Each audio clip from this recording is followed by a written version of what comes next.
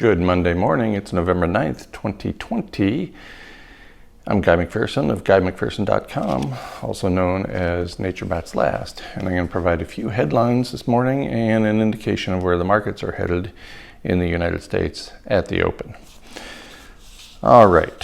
First, a little wrap from stock markets last week. This from Barron's after the close Friday. Stocks had the best election week since Roosevelt beat Hoover in 1932, and that was in the midst of the previous Great Depression. Now we're in the midst of the greatest depression, the one bigger than that previous one that everybody thought was so great they called it the Great Depression.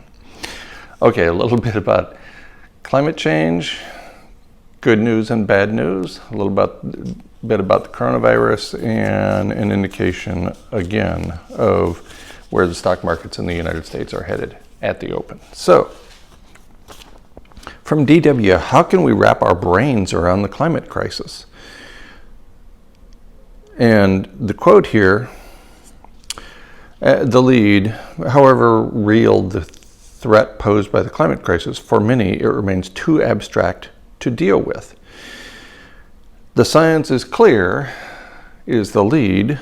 If we continue to emit greenhouse gases at the same rate we have been doing for the past decades, 80 years from now, it's always 2100. 80 years from now, our planet will be at least 4 degrees warmer. Yeah, I'd say at least. And climate change liar Stefan Ramsdorf goes on in this quote, and the warming won't stop there. If we continue to rise to 7 or 8 degrees over the next 100 years, human civilization won't survive that. No mention of the aerosol masking effect. No mention that we're dead long before we get to 7 or 8 degrees, and so is this set of living arrangements. But good news from a peer-reviewed article in Geophysical Research Letters, volume 47, issue 20 by Weber and colleagues. The title is Minimal Climate Impacts from Short-Lived Climate Forcers Following Emission Reductions Related to the COVID-19 Pandemic. So this paper actually runs counter to the peer-reviewed paper in Science by Rosenfeld and colleagues, and also the quote I've frequently used from Rosenfeld upon release of that paper. So this is good news.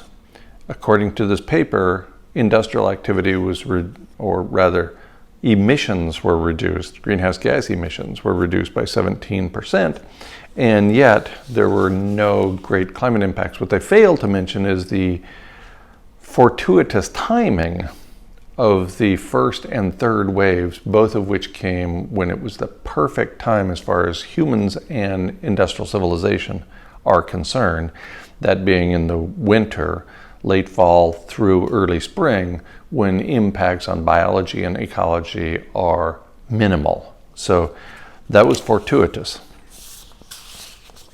From earthsky.org yesterday, why Arctic sea ice has stalled and what it means for the rest of the world.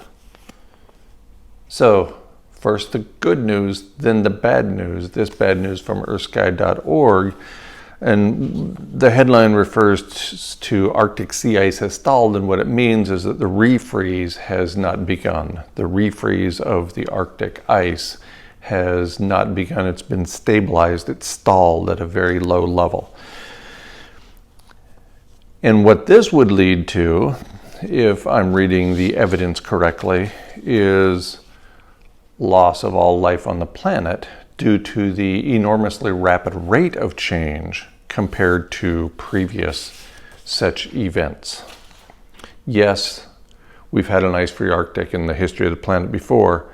No, not at this rate ever. According to the paper by Strona and Bradshaw in Scientific Reports, the rate of change will take us all out at 5 or 6 degrees Celsius above the 1750 baseline. So there you go. A little bit about the coronavirus. The headline reads, woman sheds coronavirus for 70 days without symptoms. This despite the Centers for Disease Control and Prevention, the CDC, indicating that immunocompromised people with COVID-19 are likely not infectious after 20 days.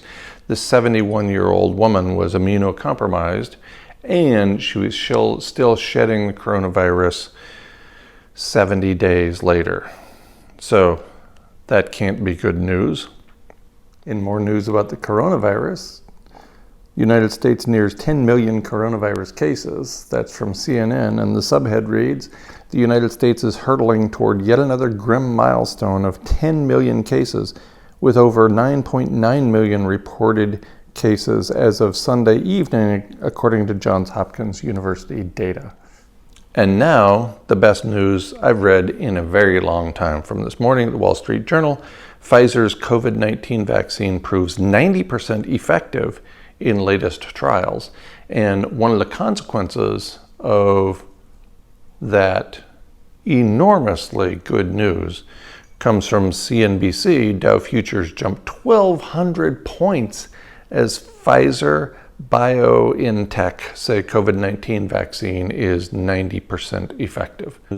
Those latter two headlines about the effectiveness of the vaccine both come from this morning, Monday morning. So this is the best news I've heard about the coronavirus in a long, long time, preceded by the best news I've read about aerosol masking for a long time. May I continue to quote authorities who are wrong. May I continue to quote the peer-reviewed literature that turns out to be eclipsed by later peer-reviewed papers, indicating that the previous papers were not conservative enough. That's the hope, anyway. Even at that, we still have a lot of work to do.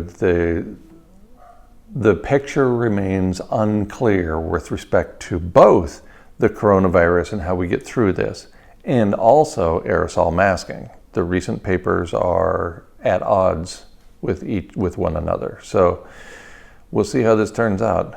I still have this creepy bad feeling that it's not going as nicely as I would have hoped for, and I don't use a lot of hope. So here we are at 9:31 and a half Eastern time, as the stock market's open in the United States with the half-hour lag, and everything is exploding up. Dow up 1,500, NASDAQ up 150, S&P 500 up 130. So it's zoom, zoom, zoom. But a bad time to own Zoom and other stay-at-home stocks, wouldn't you say? You're the one who told me to buy Zoom last night. What are you thinking?